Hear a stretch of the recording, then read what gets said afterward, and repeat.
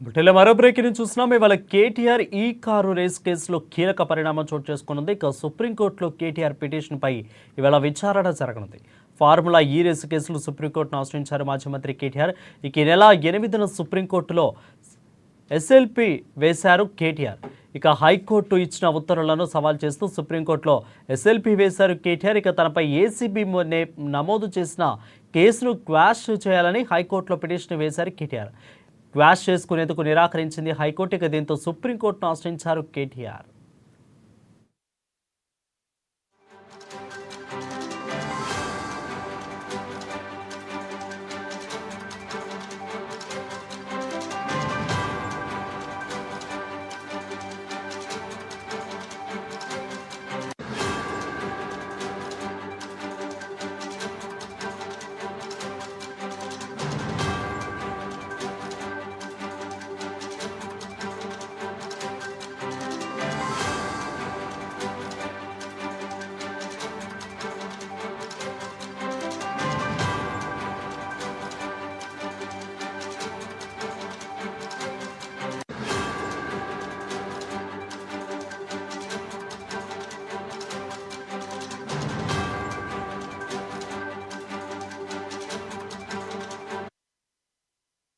ఇక మరోవైపు సుప్రీంకోర్టులో కేటీఆర్ పిటిషన్పై ఇవాళ విచారణ జరగనుంది. కేటీఆర్ పిటిషన్పై జస్టిస్ బేలా ఎం త్రివేది, అదేవిధంగా జస్టిస్ ప్రసన్న వర్లే ధర్మాసనం ఇవాళ పై విచారణ జరపనుంది.